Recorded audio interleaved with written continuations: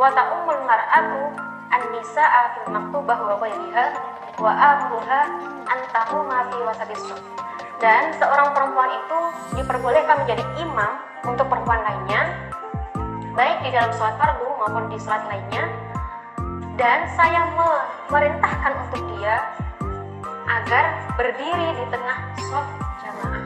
Berdasarkan pendapat Imam Syafi'i tersebut, maka dapat disimpulkan bahwasanya posisi imam perempuan ketika berjamaah adalah sejajar dengan jamaahnya, jadi di tengah-tengah barisan. Hal ini pun dikuatkan dengan riwayat seorang tabi'in perempuan yang bernama Rithah al-Hanafiyah. Dia berkata, ammatsna Aisyah wa faqamat bainahunna fi sholatil maktubah, rawahu ad-Darqutni.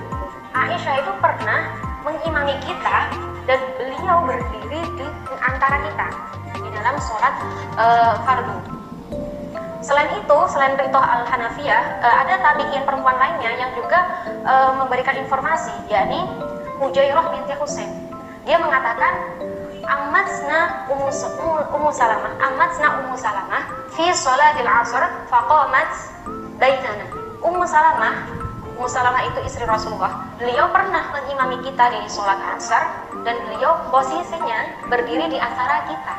Jadi berdasarkan pendapat Imam Syafi'i tersebut dan riwayat-riwayat tadi membuktikan bahwasanya ketika seorang wanita itu menjadi imam, itu dia berada di tengah shaf makmumnya, jadi sejajar.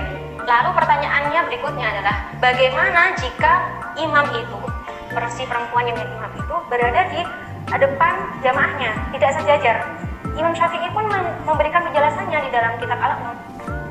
Beliau berkata, fa in qamat al-mar'atu amama nisa fa sholatuha wa sholatu man khalfaha mujziyah anhunna. Jika seorang perempuan itu menjadi imam berdiri di depan makmumnya, maka sholatnya dan sholat perempuan yang berada di belakangnya itu sah, mencukupi. Berdasarkan penjelasan Imam Syafi'i tersebut, maka boleh bagi seorang perempuan ketika menjadi imam berada di depan jamaahnya, tidak sejajar dengan jamaahnya.